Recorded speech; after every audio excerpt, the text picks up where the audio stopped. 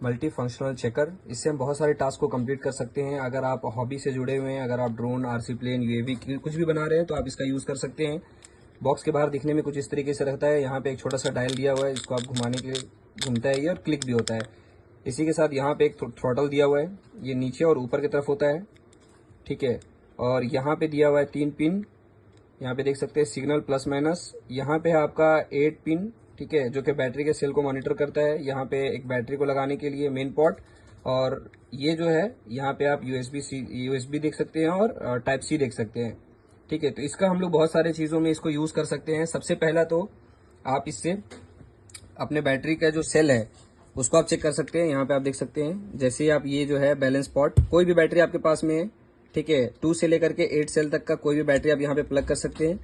जैसे ही प्लग करेंगे यहाँ पे आपको पर सेल का वोल्टेज दिखा देगा, ठीक है।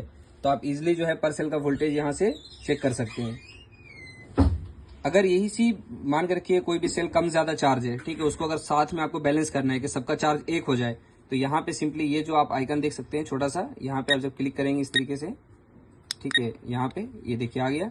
अब क्या चाहिए, ये सारा सेल जो है ऑटोमेटिकली चार्ज करेगा, जो चार्ज है उसको थोड़ा सा कम करेगा और उससे अगले वाले सेल को चार्ज कर देगा, तो यहाँ पे सारा सेल बराबर हो जाएगा। पहला काम। दूसरा है, अगर यहाँ पे आप यूएसबी प्लग करते हैं तो यहाँ से आप अपने स्मार्टफोन को भी चार्ज कर सकते हैं, और अपने कोई भी डिवाइस है, जैसे आपका कंट्रोलर है जिसमें टाइप सी से चार्जिंग है, तो उससे आप चार्ज यहाँ पे कर सकते हैं, ठीक है।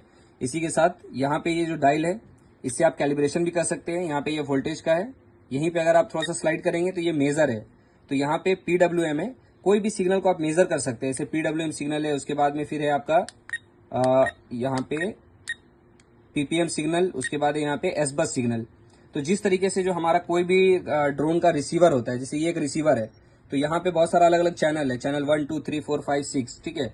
तो कोई भी चैनल में यहाँ से जो सिग्नल आउट होता है, कोई रिसीवर अगर आपका खराब है कि सही से काम कर रहा है नहीं कर रहा है, सिग्नल आउटपुट दे रहा है कि नहीं दे रहा है, तो यहाँ से आप 3 पिन के थ्रू यहाँ पे आप कनेक्ट करेंगे, और यहाँ से अगर आप मूवमेंट करते हैं अपने कंट्रोलर को, ये इस आपका कंट्रोलर है, अगर इसका कोई भी स्टिक आप मूव करते हैं, ठीक है, तो ये मूवमेंट का जो ये सिग्नल यहाँ पे आ रहा है, ये सिग्नल आपको यहाँ पे डिस्प्ले हो जाएगा, ठीक है।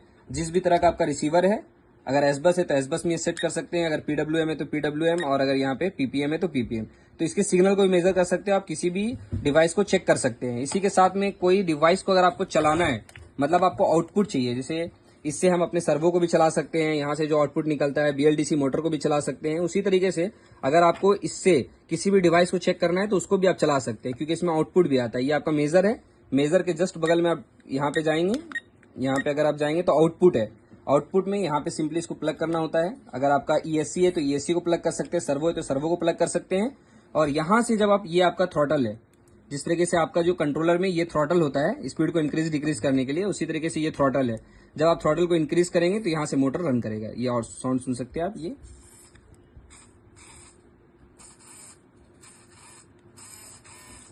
ठीक है। तो यहाँ से आपका, आप इसको BLDC मोटर को भी रन करा सकते हैं, सर्वो को भी चेक कर सकते हैं, या कोई भी डिवाइस है जो PPM या PWM ये सपोर्ट करता है, तो यहाँ से आप चेंज करके आउटपुट ले सकते हैं। एस बस आउटपुट भी है इसके अंदर में, PPM आउटपुट भी है, और PWM आउटपुट भी है। तो इस तरीके से आप सर्वो और बाकी सभी चीज़ों को चेक कर सकते हैं। इसी के साथ अगर यहाँ पे मेन पोर्ट कनेक्ट करते हैं तो यहाँ पे टोटल वोल्टेज भी आपको दिख जाता है। यहाँ पे टोटल वोल्टेज आप देख सकते हैं, ठीक है, बैलेंस भी होता है। तो ये बहुत ही ज़्यादा बेस्ट डिवाइस है। अगर आप हॉबी से जुड़े हुए हैं तो इस डिवाइस को आप यूज़ कर सकते हैं। मल्टीपर्पज़ टूल है, और ये टूल आपके पास में होना चाहिए, ठीक है। आप इसी से मोटर को रन भी कर सकते हैं थ्रॉटल के माध्यम से। और जो कैलिब्रेशन होता है, कई बार हम लोग ESC कैलिब्रेशन जो होता है वो हम लोगों का स्टिक के थ्रू नहीं हो पाता है, डायरेक्ट कैलिब्रेशन, ठीक है। तो इसका भी आप यूज़ कर सकते हैं। आप थ्रॉटल अप करके अगर बैटरी में प्लग करते हैं और उसके बाद में थ्रॉटल को डाउन करते हैं, तो इस तरीके से आप ESC को भी कैलिब्रेट कर सकते हैं इसके मदद से, जो कि बहुत ही अच्छा ESC कैलिब्रेशन हो जाता है।